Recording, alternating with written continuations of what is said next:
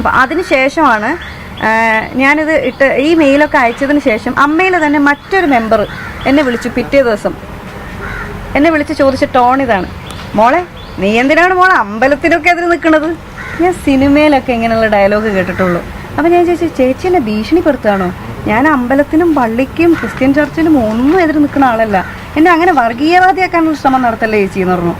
പിന്നെ ഈ ചേച്ചി എന്തൊക്കെയോ പറഞ്ഞു. അപ്പോൾ ഞാൻ പറഞ്ഞു, എൻ്റെ പൊന്നു ചേച്ചി, നീ അങ്ങനെ പറയാൻ പാടുണ്ട് ഉത്തരവാദിത്തപ്പെട്ട ഒരു പൊസിഷനിൽ ഇരുന്നിട്ടെന്ന്. ഞാൻ പറഞ്ഞു, ചേച്ചി, ഞാൻ ഉത്തരവാദിത്തപ്പെട്ട പൊസിഷനിൽ ഇരുന്നിട്ട് ഞാൻ എന്ത് പറയണമെന്ന് ഞാനാണ് തീരുമാനിക്കേണ്ടത്, ചേച്ചിയല്ല. അപ്പം ഞാൻ പറയേണ്ട കാര്യം ഞാൻ പറഞ്ഞോളൂ. ദയവേത് ഈ കാര്യം പറഞ്ഞു എന്നെ ചേച്ചി വിളിക്കരുതെന്ന് പറഞ്ഞു. ഈ ശ്വേതാമേനോൻ ടിനിക്ക് അനുകൂലമായ നിലപാടാണ് എടുക്കുന്നത്. പലപ്പോഴും അൻസിബയുടെ പരാതി പോലും ചർച്ച ചെയ്യേണ്ടെന്ന് ശ്വേതാമേനോൻ പറഞ്ഞത്. ജനറൽ ബോഡിയിൽ ചർച്ച ചെയ്യാമെന്നൊക്കെ പറയുന്നു. അത് കേൾക്കുമ്പോൾ വിഷമാണ് തോന്നുന്നത്. കാരണം ഇത്രയും വലിയ ഇതിപ്പോൾ ഒന്ന് ആലോചിച്ച് നോക്കൂ. ഈ പ്രൊഡക്ഷൻ കൺട്രോളർ രാജീവ് കുടുപ്പന എന്ന് പറയുന്ന അദ്ദേഹം വന്നിട്ട് അൻസിബ അങ്ങനെ പറഞ്ഞിട്ടില്ല, അദ്ദേഹത്തിൻ്റെ മകൻ കൈലാസ് വന്നിട്ട് പറഞ്ഞു അൻസിബ അങ്ങനെ പറഞ്ഞിട്ടില്ല എന്ന്. അവർ ഒരു സെക്കൻഡ് മാറ്റി പറഞ്ഞിരുന്നെങ്കിൽ രാജ്യദ്രോഹ കുറ്റത്തിന് ഞാൻ ജയിലിൽ കിടക്കേണ്ടി വരില്ലായിരുന്നു. അപ്പോൾ അത് ഇവർക്കാർക്കും പ്രശ്നമുള്ള കാര്യമല്ലേ? ഇത്രയും വലിയ ക്രിമിനൽ പരിപാടികൾ ഇവരെല്ലാം ചെയ്തു വെച്ചിട്ട് ഞാനിത് സഹിച്ചോളണം എന്ന് പറയുന്നത് എന്ത് ന്യായമെന്ന് എനിക്ക് മനസ്സിലാവുന്നില്ല. അപ്പോൾ ഇത് ചെയ്യുന്ന ആളുകൾ ഒരിക്കലും നമ്മുടെ മുന്നിൽ, ഈ സൊസൈറ്റിയുടെ മുന്നിൽ ഞെളിഞ്ഞു നിന്ന് നല്ല ആളുകളാണെന്നുള്ളൊരു കപട മുഖത്തോടെ നിൽക്കാൻ പാടില്ല. അവരുടെ ആ കപട മുഖം താഴെ വീഴ് തന്നെ വേണം. ഇതുവരെ റിപ്ലൈ ഒന്നും വന്നിട്ടില്ല. അപ്പൊ അതുകൊണ്ട് പരാതിയുമായിട്ട് മുന്നോട്ട് പോകാന്ന് വിചാരിക്കുന്ന ഇദ്ദേഹമാണ്. അതെ അതെ. ഒപ്പം തന്നെ ഈ സാമ്പത്തിക ഇടപാടുകൾ ഉണ്ടായിരുന്നു. ഒരു കൈലാഷ് ഒരു മ്യൂസിക് ഷോ നടത്തിയിരുന്നു, 11 ലക്ഷം രൂപ അവിടെ കൊടുത്തിരുന്നു.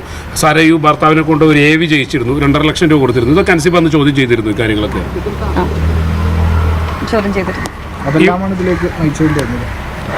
അത്തരം ചോദ്യം ചെയ്യലാണോ ഇത്തരം ഇങ്ങനെയൊരു മറുപടികളുണ്ടായിരുന്നു അവർക്കെന്ന്?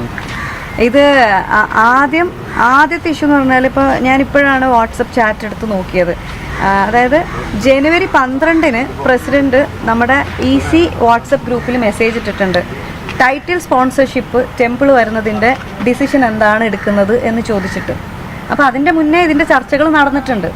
അപ്പോൾ ആ സമയത്താണ് ഞാനിങ്ങനെ വ്യക്തിപരമായിട്ട് ഞാൻ പറഞ്ഞത്, ഇതൊരു ധാർമ്മികതയുടെ പേരിൽ പറയുന്നതാണ്, ഇത് ചെയ്യരുത്. ഒരു വളരെ സെക്യുലറായിട്ട് നിൽക്കുന്ന ഒരു സ്ഥാപനമാണ്. അപ്പോൾ നമുക്ക് ടെമ്പിൾ വേണ്ട, മോസ്ക് വേണ്ട, ചർച്ച് വേണ്ട, അല്ലെങ്കിൽ നാളെ പാർട്ടികൾ വരും, ഇതൊന്നും വേണ്ട. ഇതൊന്നും ഇല്ലാതെ തന്നെ 32 വർഷം നടന്നു പോയൊരു ചരിത്രം അമ്മയ്ക്കുണ്ട് എന്നിരിക്കെ ഇപ്പോഴും സ്പോൺസേഴ്സിനെ കിട്ടാൻ ബുദ്ധിമുട്ടുള്ളൊരു സംഘടനയൊന്നും അല്ല. ഞാൻ അങ്ങനെ ഒരു വിയോജിപ്പ് എന്നിട്ട് ഒരു വോട്ടിംഗ് നടത്തി. വോട്ടിംഗ് നടത്തിയ സമയത്ത് അപ്പം ഞാനിത് പറഞ്ഞു. ഇതിൻ്റെ മുന്നേ വേറെ 1-2 പേര് ചോദിച്ചിരുന്നു, അത് അമ്മ സംഘടന ഒരു സെക്യുലർ സ്ഥാപനമല്ലേ, അപ്പോൾ നമുക്കൊന്നും കൂടെ നോക്കണമോ എന്ന് ചോദിച്ചിട്ടുണ്ടായിരുന്നു. പക്ഷെ ചെയ്യരുത് എന്ന് വേറെ ആരും പറഞ്ഞിട്ടില്ലായിരുന്നു, നോക്കണമോ എന്ന് ചോദിച്ചിട്ടുണ്ടായിരുന്നു. അത് കഴിഞ്ഞിട്ട് ഞാനിത് മെയിൽ അയക്കുകയും വാട്സപ്പിൽ ഞാൻ നോട്ട് ഇടുകയും ഒക്കെ ചെയ്തു. അപ്പോൾ അതിന് ശേഷമാണ് ഞാനിത് ഈ മെയിലൊക്കെ അയച്ചതിന് ശേഷം അമ്മയിൽ തന്നെ മറ്റൊരു മെമ്പർ എന്നെ വിളിച്ചു. പിറ്റേ ദിവസം എന്നെ വിളിച്ച് ചോദിച്ച ടോൺ ഇതാണ്: മോളെ, നീ എന്തിനാണ് മോളെ അമ്പലത്തിനൊക്കെ എതിര് നിൽക്കുന്നത്? ഞാൻ സിനിമയിലൊക്കെ ഇങ്ങനെയുള്ള ഡയലോഗ് കേട്ടിട്ടുള്ളൂ. അപ്പോൾ ഞാൻ ചോദിച്ചു, ചേച്ചി എന്നെ ഭീഷണിപ്പെടുത്തുകയാണോ? ഞാൻ അമ്പലത്തിനും പള്ളിക്കും ക്രിസ്ത്യൻ ചർച്ചിനും ഒന്നും എതിര് നിൽക്കുന്ന ആളല്ല. എന്നെ അങ്ങനെ വർഗീയവാദിയാക്കാനുള്ള ശ്രമം നടത്തല്ലേ ചേച്ചി എന്ന് പറഞ്ഞു. പിന്നെ ഈ ചേച്ചി എന്തൊക്കെയോ പറഞ്ഞു. അപ്പോൾ ഞാൻ പറഞ്ഞു, എൻ്റെ പൊന്നു ചേച്ചി, നീ അങ്ങനെ പറയാൻ പാടുണ്ട് ഉത്തരവാദിത്തപ്പെട്ട ഒരു പൊസിഷനിൽ ഇരുന്നിട്ടെന്ന്. ഞാൻ പറഞ്ഞു, ചേച്ചി, ഞാൻ ഉത്തരവാദിത്തപ്പെട്ട പൊസിഷനിൽ ഇരുന്നിട്ട് ഞാൻ എന്ത് പറയണമെന്ന് ഞാനാണ് തീരുമാനിക്കേണ്ടത്, ചേച്ചിയല്ല. അപ്പം ഞാൻ പറയേണ്ട കാര്യം ഞാൻ പറഞ്ഞോളൂ. ദയവേത് ഈ കാര്യം പറഞ്ഞു എന്നെ ചേച്ചി വിളിക്കരുതെന്ന് പറഞ്ഞു. ഇമ്മീഡിയറ്റ്ലി ഞാൻ വാട്സപ്പ് ഗ്രൂപ്പിൽ മെസ്സേജ് അയച്ചു. നമ്മുടെ EC ഗ്രൂപ്പിനകത്ത് നടന്നൊരു ചർച്ചയാണ് ഇത്, ടൈറ്റിൽ സ്പോൺസർഷിപ്പുമായി ബന്ധപ്പെട്ടിട്ടുള്ള കാര്യം. ഇതെങ്ങനെയാണ് EC മെമ്പർ അല്ലാത്ത മറ്റൊരു സാധാരണ അംഗം അറിയുകയും എന്നെ വിളിച്ച് ഭീഷണിപ്പെടുത്തുകയും ചെയ്യുന്നത്? ഭയങ്കര മോശം പരിപാടിയാണ് ചെയ്തതെന്ന് പറഞ്ഞു. അപ്പോൾ അത് ഏറ്റെടുക്കാൻ ആരുമില്ല. അപ്പോൾ 1-2 പേര് വന്ന് ചോദിക്കുകയും ചെയ്തു, അത് ഭയങ്കര മോശമായി പോയി, അൻസിബ ഇവിടെ ചർച്ച ചെയ്ത കാര്യം പുറത്തു പോയി പറഞ്ഞത് എന്തിനാണ്? അപ്പോൾ ഇത് പുറത്തേക്ക് പോകുമ്പോൾ വേറൊരു തരത്തിൽ വർഗീയവൽക്കരിക്കാനാണ് ശ്രമം അന്നേ തുടങ്ങിക്കൊണ്ടിരിക്കുന്നത്. അതിനുശേഷമാണ് പിന്നെ ഞാൻ ഈ കാര്യം അറിയുന്നത്. എന്നെ ജിഹാദി എന്ന് വിളിക്കുകയും ഞാൻ മതപരിവർത്തനം നടത്താൻ ശ്രമിച്ചു എന്ന് പറഞ്ഞിട്ട് ഈ രാജീവ് കുടുപ്പനക്കുന്ന് എന്ന് പറഞ്ഞ പ്രൊഡക്ഷൻ കൺട്രോളർ, അദ്ദേഹത്തിൻ്റെ പേര്, അദ്ദേഹത്തിൻ്റെ മകൻ്റെ പേരും ഒക്കെ പറയുന്നത്. അവർ 2 പേരും പബ്ലിക്കായി വന്ന് പറഞ്ഞു അങ്ങനെ ഉണ്ടായിട്ടില്ല എന്ന്. അദ്ദേഹത്തിൻ്റെ മകൻ എൻ്റെ കൂടെ ഒരു പടത്തിൽ അസിസ്റ്റന്റ് ഡയറക്ടറായിട്ട് വർക്ക് ചെയ്തിട്ടുണ്ടായിരുന്നു. അയാളുടെ ഇഷ്ടത്തിന് അയാൾ നോമ്പ് നോറ്റു.